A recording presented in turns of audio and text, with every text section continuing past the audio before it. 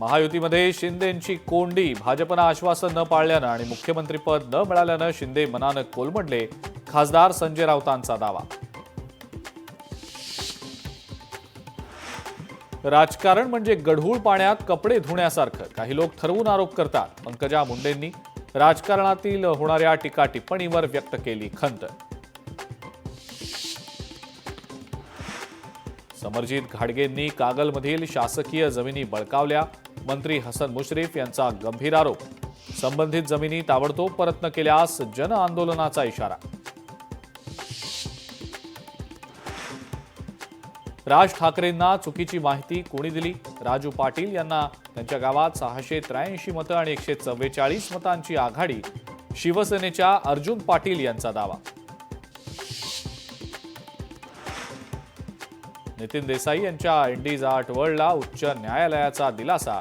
Company विरुद्धचा प्राप्तिकर विभागाचा आदेश रद्द.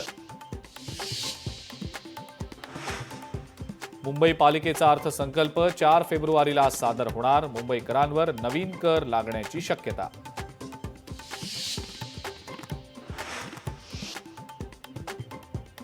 छत्रपती संभाजीनगरमध्ये लोकशाही मराठीच्या बातमीचा इम्पॅक्ट. स्ट्रेचरसाठी चाव्या आणि मोबाईल घेण्याची घाटी रुग्णालयातली पद्धत झाली बंद.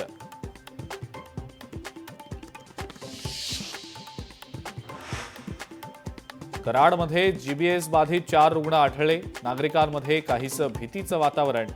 एका व्यक्तीवर कृष्णा रुग्णालयात यशस्वी उपचार. अन्य तिघांवरही उपचार सुरू.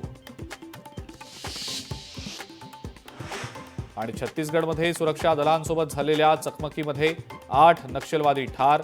मोठ्या प्रमाणावर शस्त्रास्त्र आणि दारुगोळा केला जप्त.